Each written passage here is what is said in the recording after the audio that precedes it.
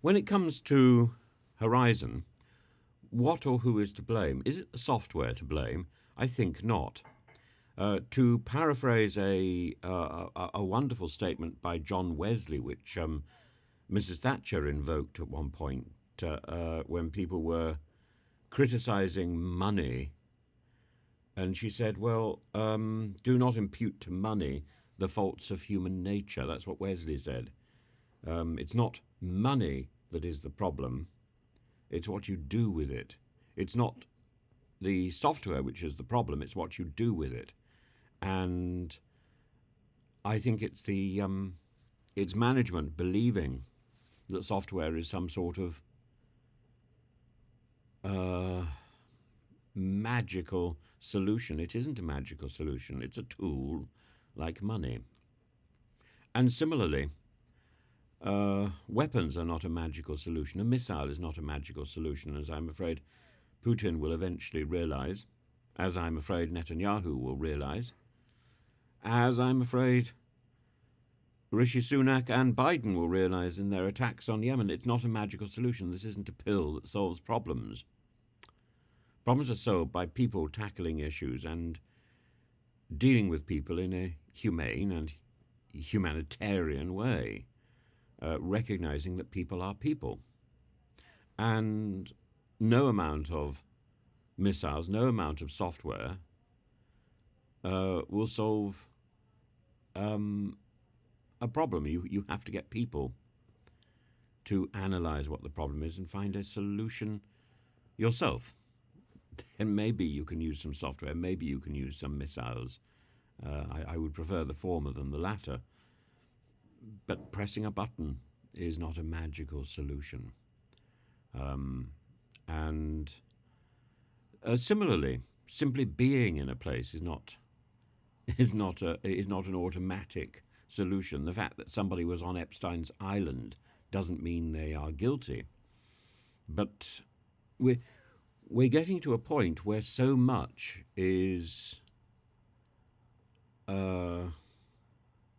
about the association, and people are not doing the hard work and looking at the facts, and instead people are parroting. Oh, people are throwing blame all around the place. People are parroting half understood ideas. There is a distinction between reputation and legal responsibility, crime.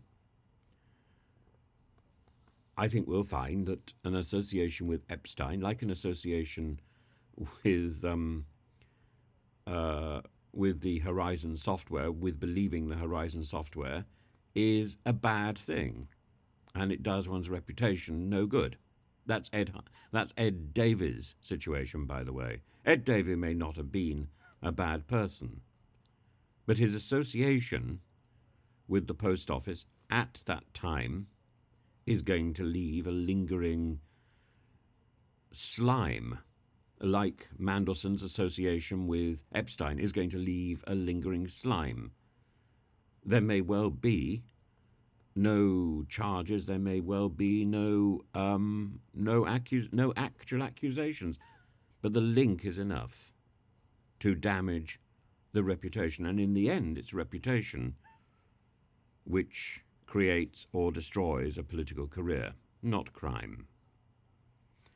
And so the trumped out line, "Oh, someone is innocent until they're proven guilty," is completely unnecessary in this particular instance. It's irrelevant. It's irrelevant. It's about perception and about reputation. And the same thing, I'm afraid, is true in Yemen.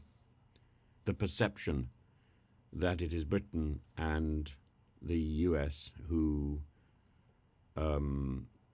attacked, and they call it self-defense. I'm afraid this is not a Falklands moment. This is a moment where we have expanded the war, and history will record it as so. I don't think it's a legal point. It's a reputational point. It's about what people think rather than what can be proven. What can be proven is another matter. That's a matter for the courts.